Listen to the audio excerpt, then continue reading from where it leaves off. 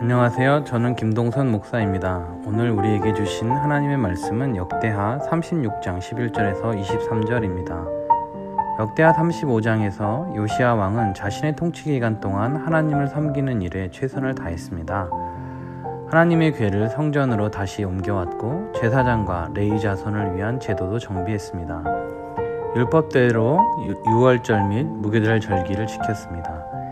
요시야는 율법에 기록된 대로 다 지켜 행했습니다. 그러나 요시야의 시대는 세계 열강들의 싸움 때문에 어이없게 끝나고 말았습니다. 그 당시 이스라엘 주변에서는 북이스라엘을 멸망시킨 강대국 아수르, 이 아수르를 치고 들어오는 바벨론, 제국의 부활을 꿈꾸는 이집트, 이 세 나라가 각축을 벌이고 있었습니다. 남유다만 남은 이스라엘의 운명은 이 세 나라의 싸움에 달려 있었습니다.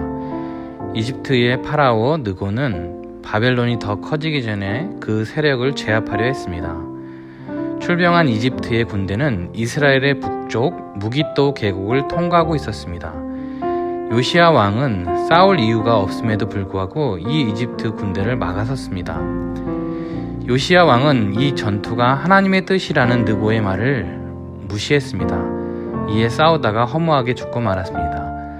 요시야가 느고의 말을 무시한 이유는 그가 이방인이었기 때문입니다.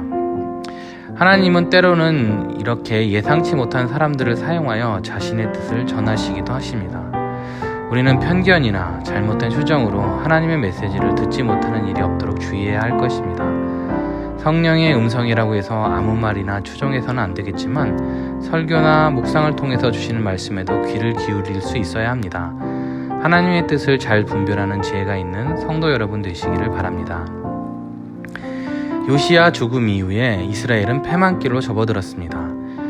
요시야가 죽은 후에 여호아하스, 여호야긴, 시드기야 등이 왕위를 이어갔지만 그 나라는 오래가지 못했습니다.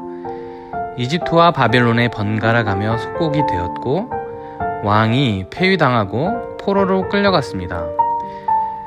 이스라엘이 패망한 것입니다. 한 나라가 망할 때 그 상황이 얼마나 비참했을까요? 포위 상황입니다. 물과 식량이 바닥나고 심지어 사마리아에서는 자식을 잡아먹는 일도 있었습니다. 수많은 백성들이 유린되고 살해당합니다.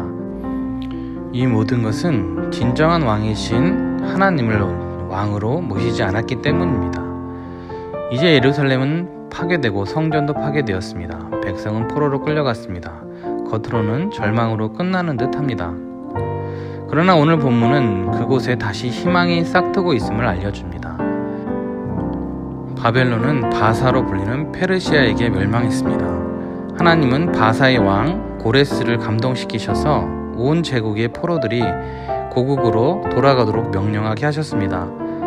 특별히 유대인들에게는 예루살렘의 성전을 다시 세우라고 명령하였습니다. 역대기는 이렇게 작은 희망으로 마무리됩니다. 70년 동안 그 땅이 안식을 누렸다고 했습니다. 이 70년 기간이 언제부터 언제까지인지는 여러 가지 의견이 있지만 가장 권위 있는 해석은 BC 586년 성전이 부서지고 BC 516년 수르바벨에 의해 귀환한 1차 포로들이 성전을 완공한 시기를 말합니다. 이렇게 해석한다면 이스라엘의 역사는 하나님이 성전을 부수시고 다시 세우시는 이야기가 됩니다. 하나님이 세상을 창조하신 이유도 성전을 세우시기 위함이었습니다. 여호와 하나님은 광야 이스라엘 예루살렘에서도 성전을 세우셔서 백성들과 함께 거하기를 원하셨습니다.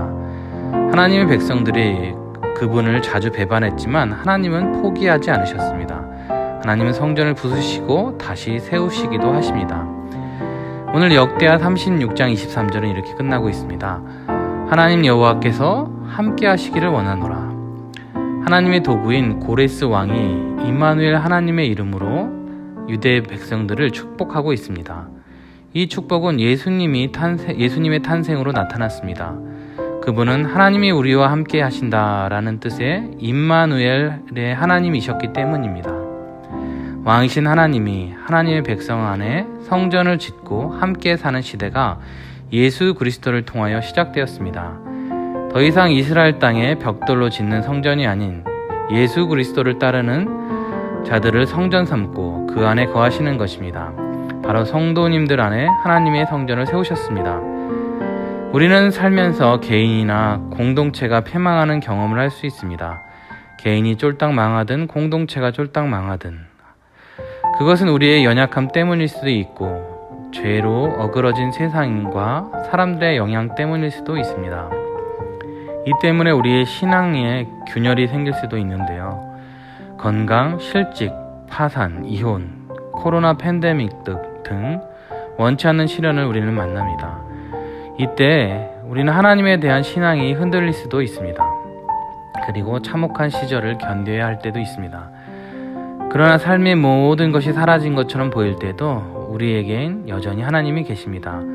그분의 말씀과 그분의 임재와 그분의 약속이 있습니다. 우리가 기억해야 할 것은 다시 부수시고 세우신 하나님의 은혜입니다.